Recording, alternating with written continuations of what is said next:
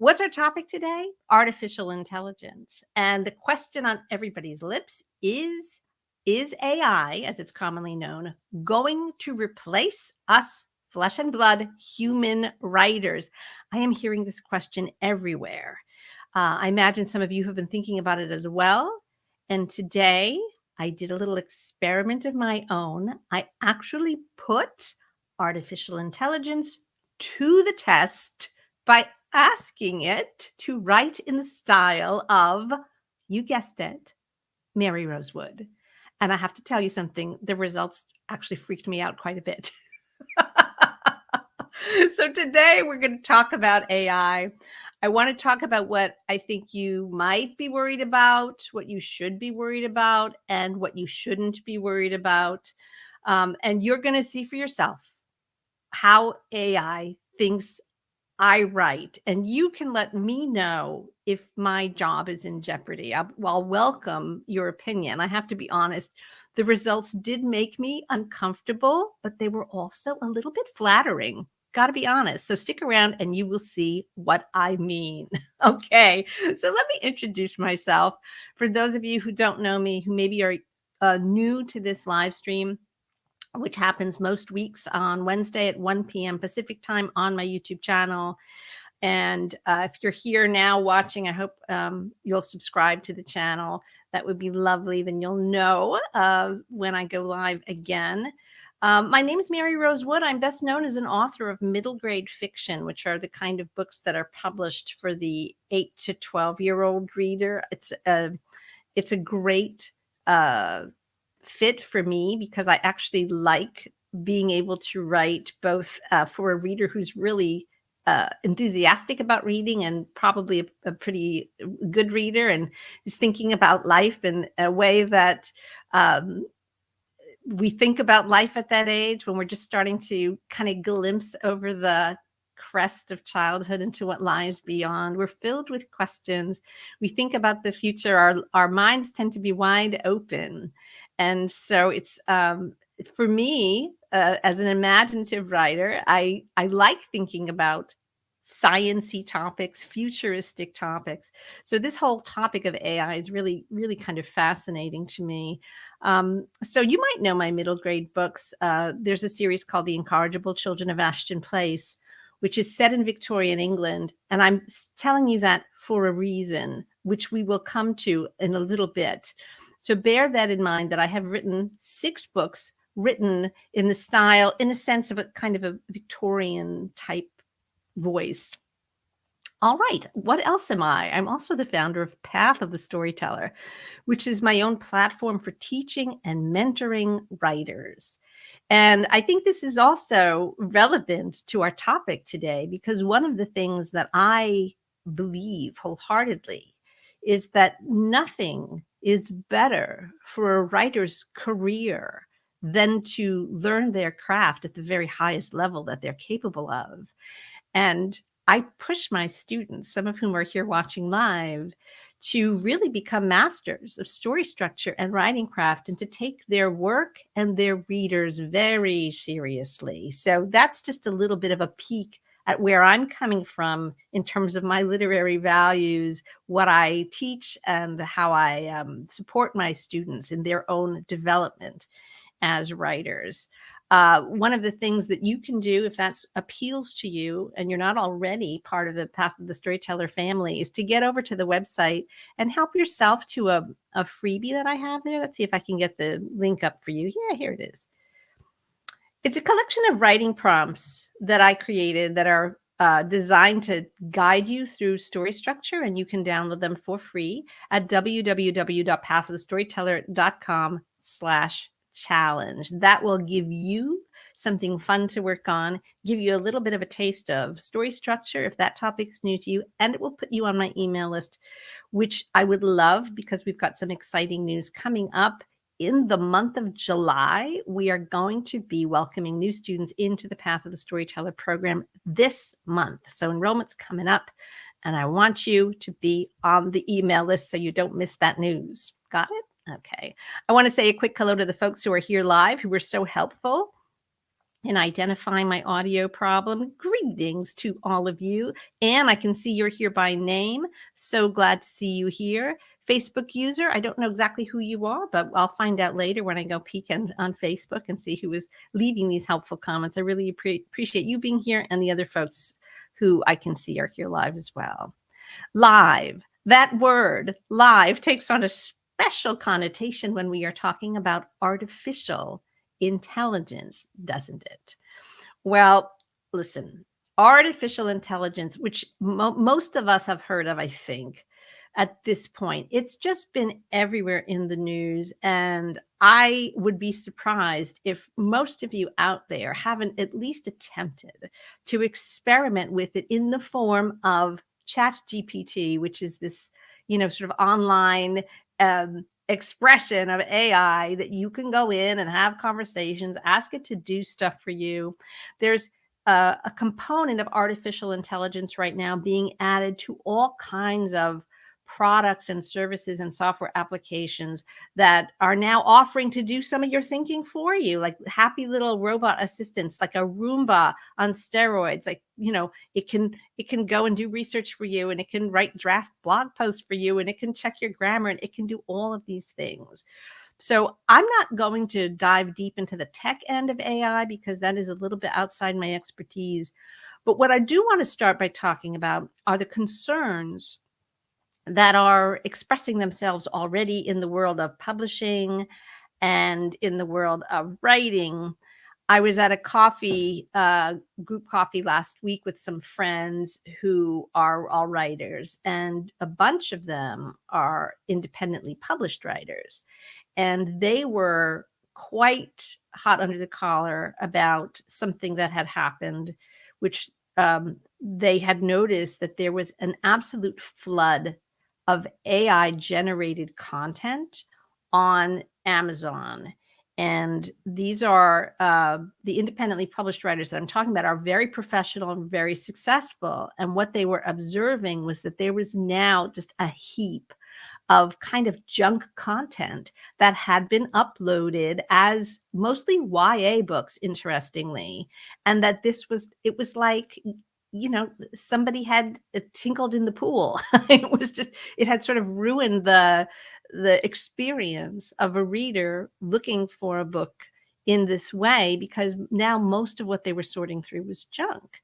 And so my friends who independently publish their own ability to market their work, they felt was impacted by this, because their work was now just in this unsorted heap with all of this AI generated stuff. So we had a really rousing conversation about it, put it in my mind. That's why I decided to talk about it today.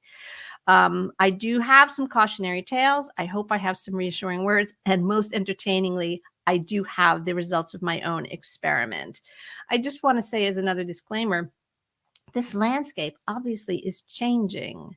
I almost hesitate to use the word evolving because it sort of signifies that there's a life form changing before our very eyes. But AI is evolving rapidly. And so nothing that I say today in the month of July 2023 is going to be permanently true. It's just my take on where things are right now. And hopefully it'll intrigue you, get you asking questions and paying attention to this issue if you're not already. So like anything else in life, there's good news and bad news. And the bad news, some of the bad news, I think, is exactly what my friends who publish independently experience, which is that the market is likely to be flooded with bogus content, with AI generated content. And this impacts both writing and art. So there's lots of AI generated art out there. There's AI generated writing. So of course there's AI generated illustrated writing. There are AI generated picture books and all the rest of it. And it's, if you look at them, at this point, it's pretty easy to tell which are which.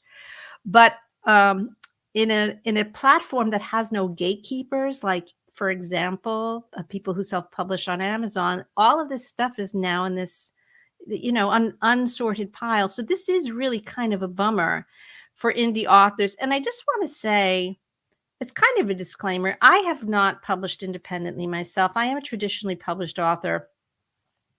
The Victorian series that I mentioned earlier is published by HarperCollins. I've been published by Macmillan. I've been published by Random House. I've been published by Penguin when Penguin and Random House were not the same thing. I mean, this has been my career as a writer.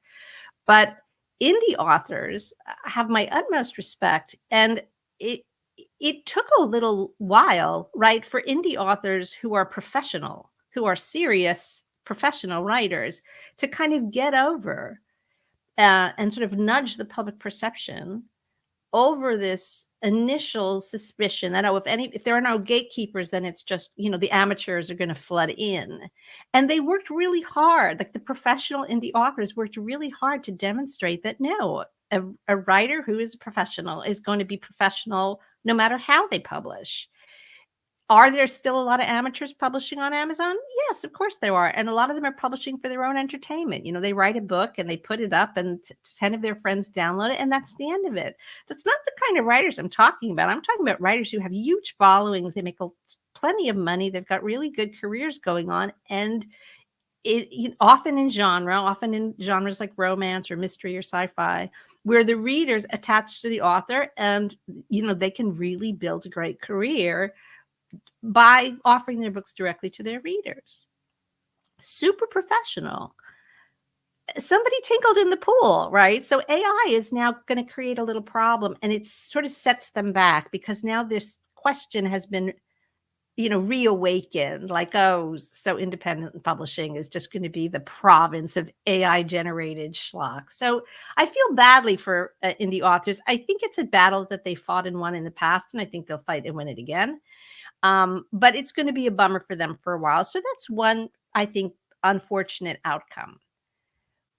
Traditional publishing is far from being off the hook about this, though, because I think that it's also going to be annoying for agents and editors who are the gatekeepers of traditional publishing, because guess what their slush piles and their to-read stacks are going to be full of? Potentially people submitting work that was written in whole or in part with the help of artificial intelligence. Now, I have seen on Twitter, for example, agents saying, I'm already seeing it. I'm seeing the picture book submissions with the AI generated art, and I do not like it one bit. So it's going to make their work harder. It's going to just add more, stuff to sift through to get to the good work.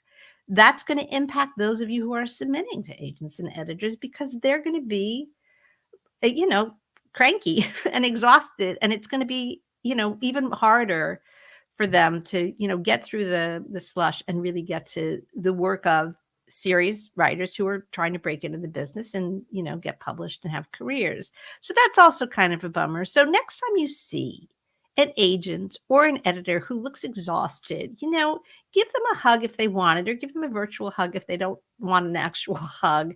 That they are in the crosshairs of this. It's their job to seek quality.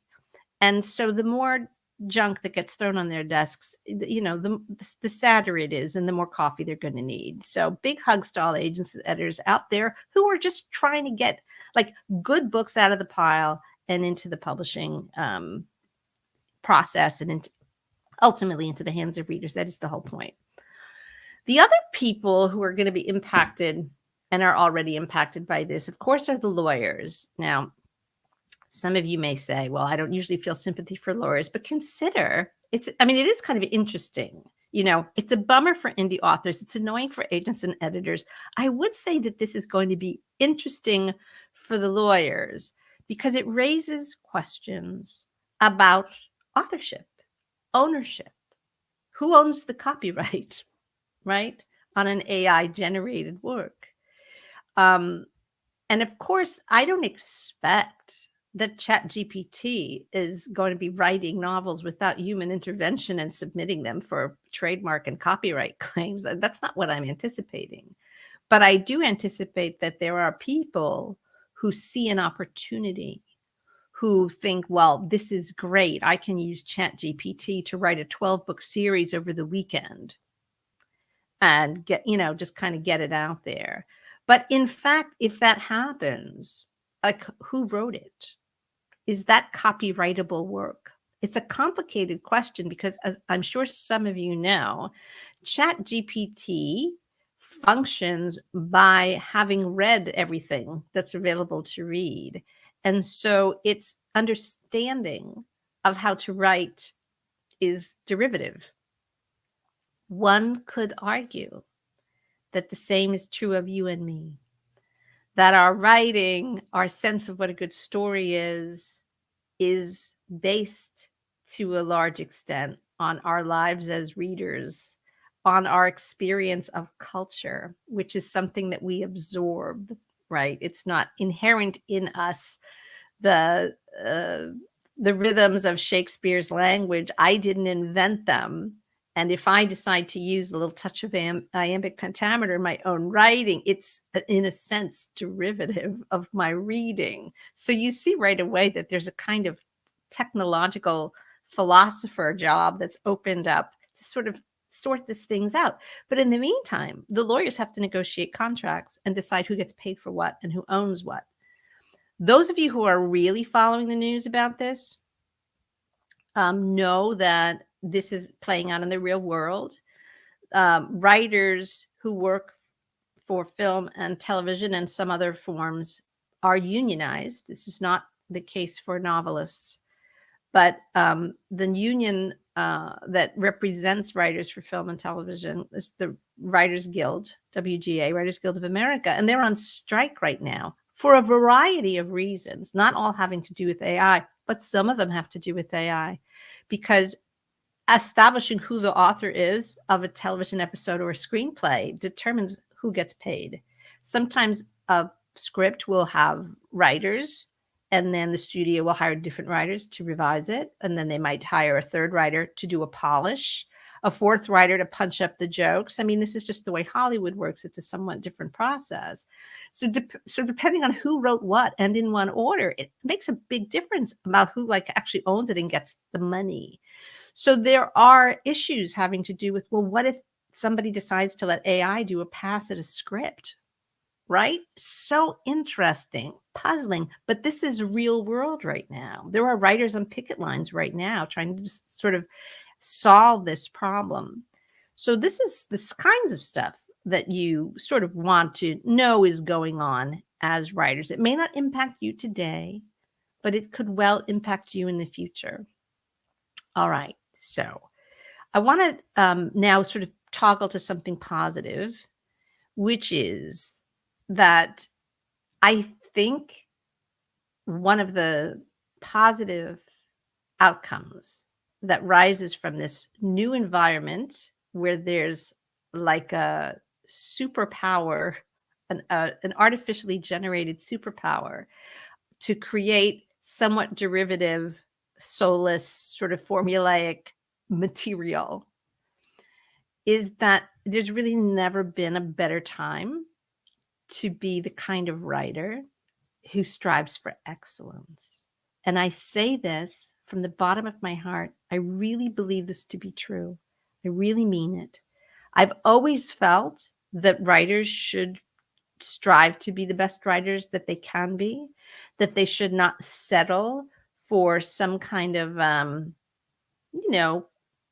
quantity over quality, that they shouldn't be cynical about their writing. They shouldn't go to the bookstore and flip through something and say, oh, this is terrible. There's no point, and it got published and people are reading it. There's no point in me trying to be a better writer.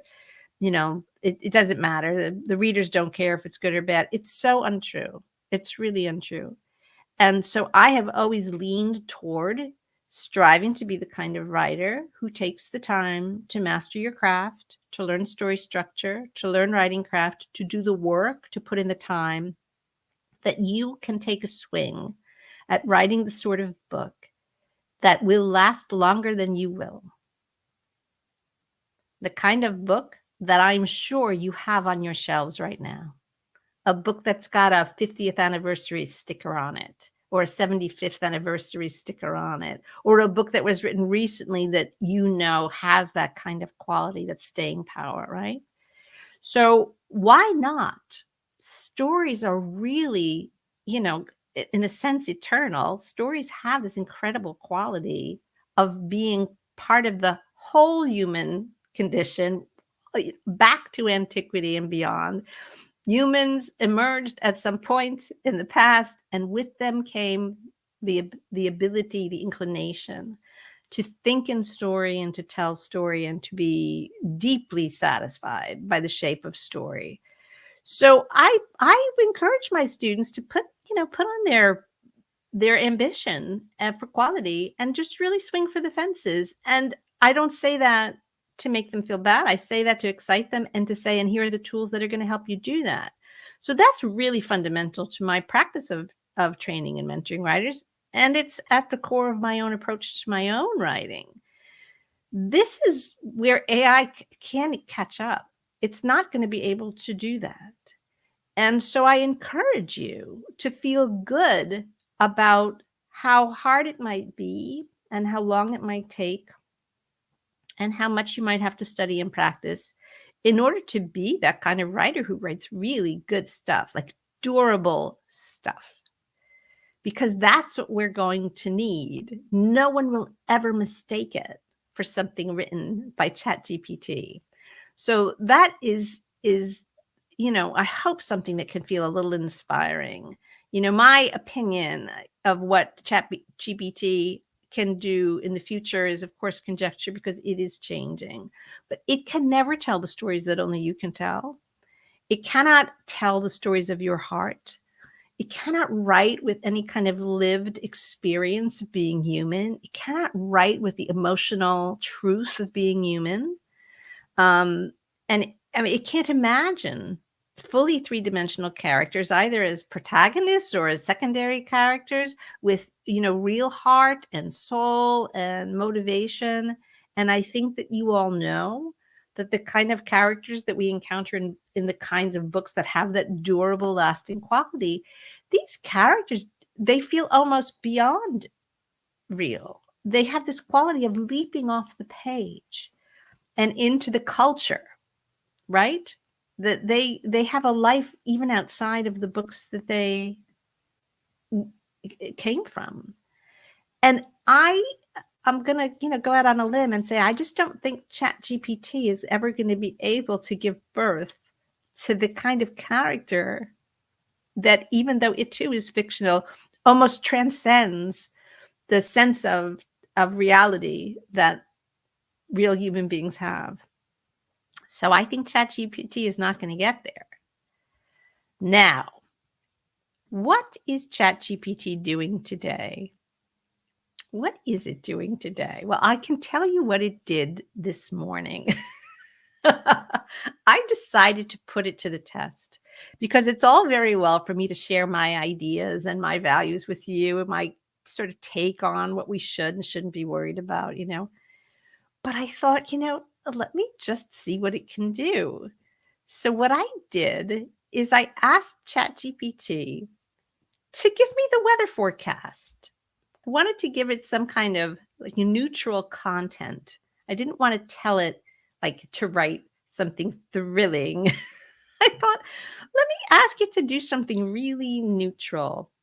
But I asked it to give me the weather forecast written in the style of Mary Rose Wood. Now, do you want me to share what it did?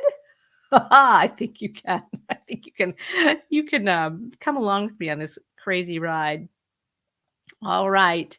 This is exactly the cue that I gave it on ChatGPT. I said, please give me today's weather forecast in Dana Point, written in the style of Mary Rose Wood. And just in case you don't know, Dana Point is the name of the town where I live. All right, here's what ChatGPT spat out faster than I could read it.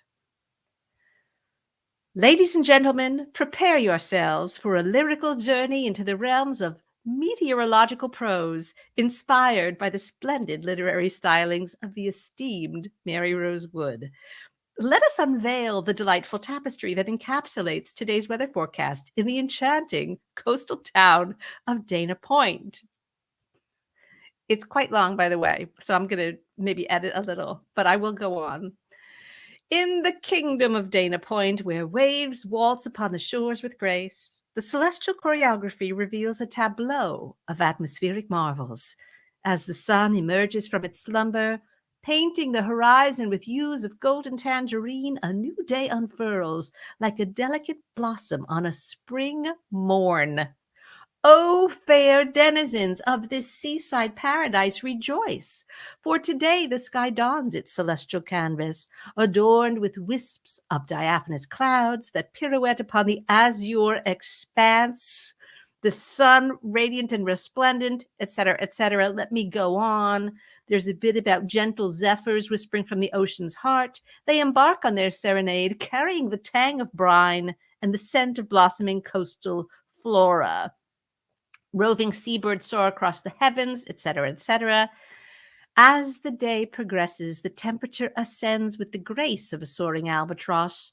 The mercury rises, the air infused with a balmy embrace, etc., etc. The waves, like ardent dancers, embrace the coastline in their rhythmic embrace. They use the word embrace twice in one sentence. I would never do that. Here we go. Oh, heed my words, for the maritime veil can change in an instant.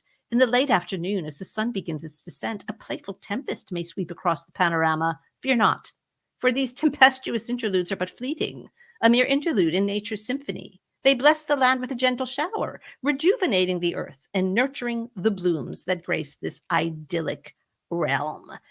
Twilight descends, there's nocturnal grandeur, stars sparkle in the velvety abyss, while the moon, a luminary queen, casts her ethereal glow upon the tranquil waters. Now, let's see. Oh, and so here we're going to end up. And so, my dear companions, writes ChatGPT, today in Dana Point, let us embrace the enchantment of nature's tableau, bask in the sun's gentle warmth, inhale the salty air, and revel in the caress of the ocean breeze. May your journey through this day be as delightful as the dance of sunbeams upon the Pacific, as serenely beautiful as the ebb and flow of the tides. My friends, I was stunned because that is a lot of weather report. It is a lot. And it really was going for something in terms of style. And I could recognize a couple of things that seemed to me like it had actually read my books. It used a reference to an albatross. There's a running gag about the albatross in the Incorrigible Children of Ashton Place books.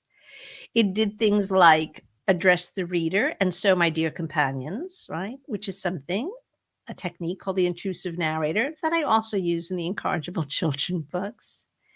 And so I could not help but be curious. And so I asked ChatGPT, I asked it, what style attributes did you use to write this as Mary Rosewood would write it? And it answered me. Let me share what it said. Apologies for any confusion caused. I may have misinterpreted your request for a weather forecast written in the style of Mary Rosewood. Mary Rosewood is actually an author known for her children's book series, The Incorrigible Children of Ashton Place, and her writing style is characterized by a whimsical and humorous tone. To capture the essence of Mary Rosewood's style, I would focus on incorporating playful language, imaginative metaphors, and a touch of wit. The tone would be lighthearted and engaging, with an emphasis on creating an enchanting atmosphere through the use of vivid descriptions and expressive language. Additionally, I would infuse the forecast with a sense of storytelling, weaving a narrative that brings the weather to life. That's how it did it. It told me how it did it. I'm going to share Mie's response. Wow. So I agree with you, Mie. I was both flabbergasted, in a sense, at the abandon with which ChatGPT took a swing at writing in the style. But I was even more intrigued at its explanation of how it did it. And I will never know how ChatGPT came up with its list of attributes. But I want you to understand that as as unlikely as it seems that ChatGPT actually could identify those attributes independently in my writing, it's very likely that it, along with it, the content of the prose of my books that it has clearly been able to engage with on some level, it also can see what people have said about my books, because the internet is just an endless well of information. So it can read reader reviews, it can read published reviews, it can read Goodreads reviews, it can read blog posts. It can, in a flash, go out there and find out how people describe my writing. And it can also feed that back to me and then use it in its own way. So, I mean, this, as I said, it really freaked me out. It's very weird. It was also kind of flattering. But nowhere in here can we conclude that ChatGPT actually likes my books or finds them funny or has the wit to write anything that's funny. And it certainly did capture, in a sense, that attempt to do something really overblown with lots of vocabulary words and, lots of imagery and basically what it said, a little bit of comedy and a few little like crumbs that are evidence that it's interacted with the actual text of my books, like the direct address to the reader, like a reference to the albatross, that kind of thing. Maybe sentence length. I don't know how granular this gets, but at this point, it's obviously pretty sophisticated. But it's not, I made it entertaining, I think, in the way that I read it, but it's not me, it's not me.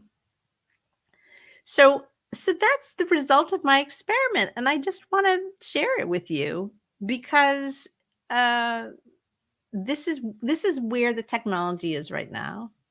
Now, I could have asked for other things. I could have asked for a plot. I could have asked a more interesting question than write the weather report. But I really was interested in prose style. So that's what I asked for. And I didn't give it an example of my prose style. I let it go find my prose style. So that's what it came up with. Super interesting, right? So having shared that with you, I want to address one more question, because as much as the conversation right now in the public square has to do with, it's going to try to put writers out of jobs, or it's going to prevent writers from getting paid or compensated for properly. And I should add as well, ChatGPT, if it generates content that somebody then tries to commercialize, like you can see that the content is completely derivative. And if it writes something, if someone says to write a book in the style of Mary Rose Wood and then tries to sell it as a book, there's no way that I get compensated for that, even though what it's doing is using my work, right, as its kind of foundational data, if you will. So you see how complicated the legalities of it are. But the truth is that many writers are as excited by this as they are cautious. Now, I have already seen writers say, well, I can have it generate writing prompts for me and just use it to help me write.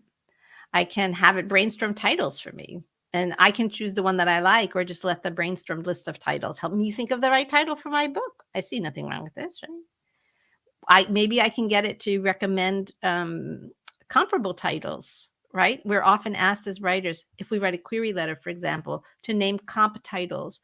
I'm trying to pitch this book to an agent, and I want to be able to think of books that are similar. And so I can tell ChatGPT, like, could you give me a list of 10 books that have these elements in them, that were published in this span of years, that sold above this many copies, right? That would be almost like having a really clever little research assistant. So I don't want to poo-poo this. I actually am kind of interested in how we can also think about making our lives easier by the use of this technology to increase our productivity. How many people out there like sometimes sit down to work and say, I don't know, I feel stuck, If you could phone a friend and say, help me brainstorm this. I'm stuck. My character's doing this and we're not doing this. And this is where I stand. And your friend says, well, let's take a walk and we'll just spitball for a while. And that could be super helpful. And then you would go back and maybe feel unstuck. Writers do this kind of thing for each other all the time. It's one of the benefits of being part of a writing community. Could you ask ChatGPT to do that for you? Because the truth is, it's not what they come up with that's of benefit. It's engaging in the process of debate. It's just kind of getting out of your head, loosening up, have someone suggest 10 bad ideas to you so that you can come up with the one that you like, in the process of thinking, no, that's not right. That's not right. That's not right. It just kind of, loosens up the gears a little bit, and it might help you come up with the right thing. So there is a lot to consider. I want to take a moment to look at the comments that you guys have left now, because I see that Anne has left a comment here. Anne says, I'm hoping that as consumers of books, we can use our part of the market equation to seek out and support writers who we believe are making good work. And that's terrific, and this is also part of my kind of mission, my belief that let's swing for the fences, writers. Like, let's really try to do that. As consumers, we can support that. And, I believe that consumers do. People don't go out of their way to buy books that they don't like. People buy books that they like. They support the writers whose works they enjoy. And not every writer is for every reader. There's a huge range of types of books out there, and there's a huge range of readers' tastes. So yeah, support the writers that please you. That would be great. And Mie says, the speed that it can do this is amazing. It is actually, if the process of seeing that very long weather report spool out at lightning speed on my screen was, it made me take a breath. It really did. So, but speed is not everything, is it? Speed is not everything. All right, so that's great. If anyone else has any comments or questions to add, go ahead, because I do have one more point that I want to share before we wrap up, which is that this question of if novelists should make use of ChatGPT in some way, I think is one that is, we're going to live that question for a while. And I will be curious to return to this topic periodically and learn if and how any of you are making use of AI to do your jobs as writers.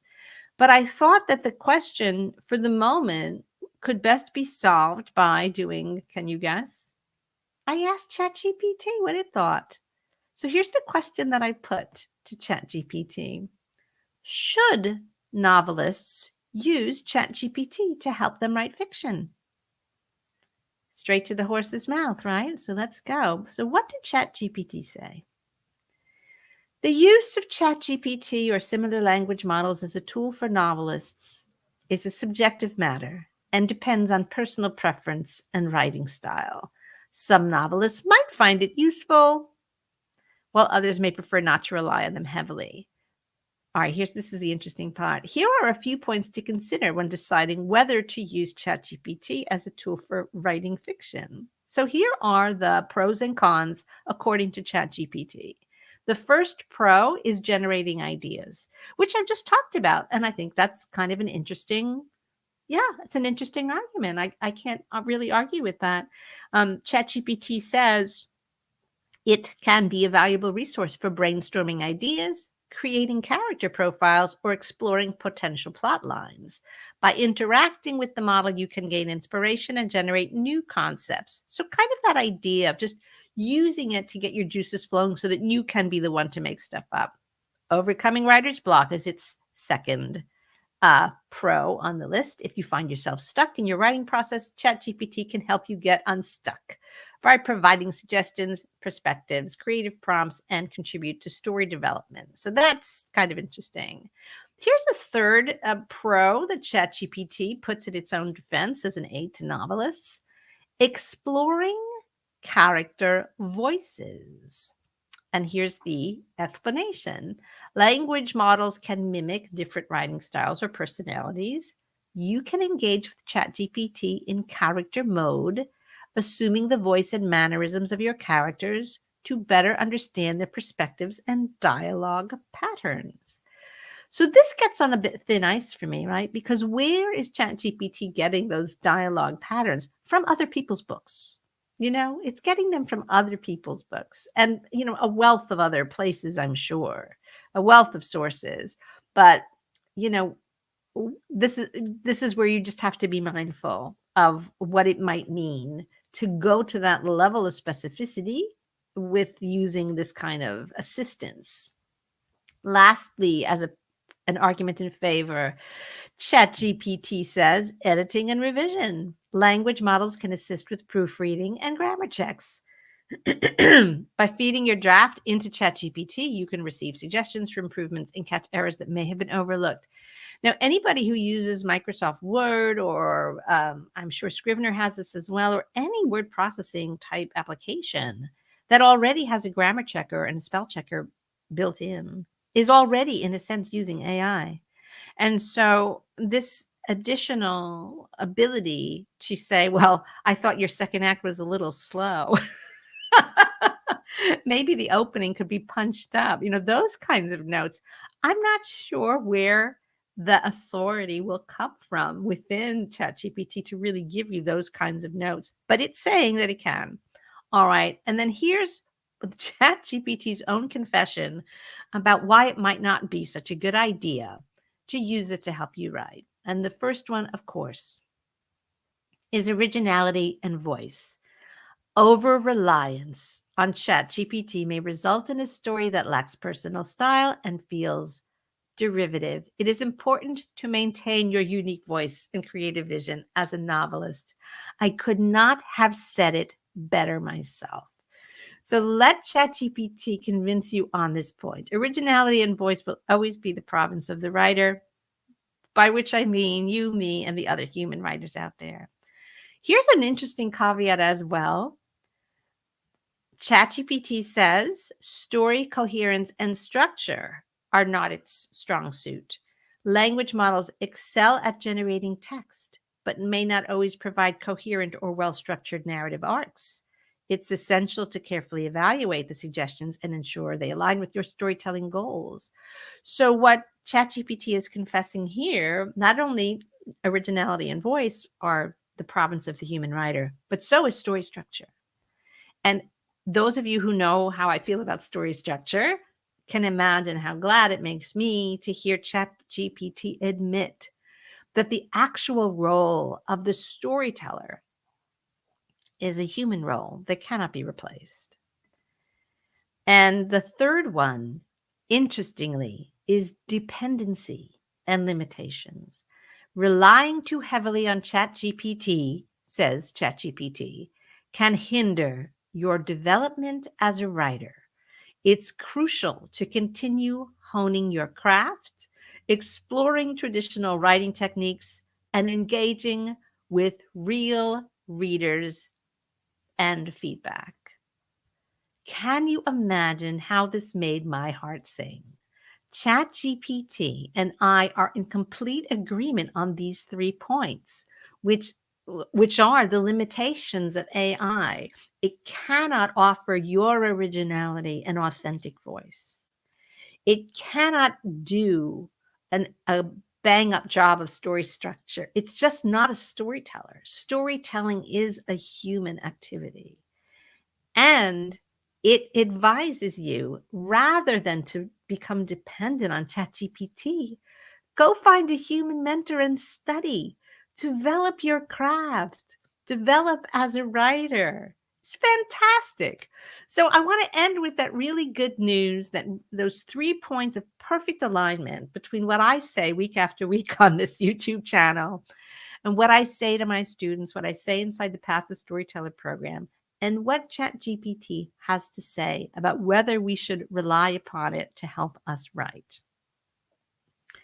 That's what I have to offer you today, my friends. I hope it was interesting. I hope this topic is one that you will think about not just as something to keep you up at night, but almost as a celebration, as a refinement of clarity about what is so special about the work we do as storytellers. What is so unique and special about it? Why even Chat GPT urges us to double down on what makes us irreplaceable as writers. Love it.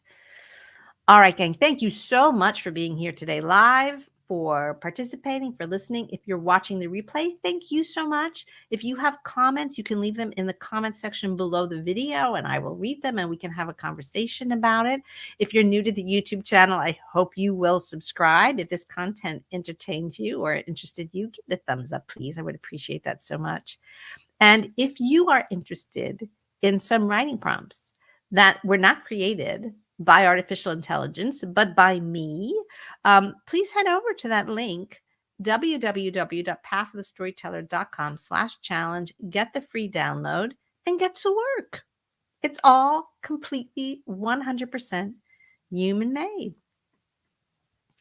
All right, gang. Thanks so much for being here today. I'll look forward to seeing you next time. If you have ideas for topics you'd like me to talk about in the future, please let me know because I know there's so much going on out in the world, so much on your minds, maybe stuff coming up in your own writing practice that you would like for me to explore in one of these live streams. I love, love, love your suggestions and they're always welcome. Okay. I'll see you next time. And until then, happy writing.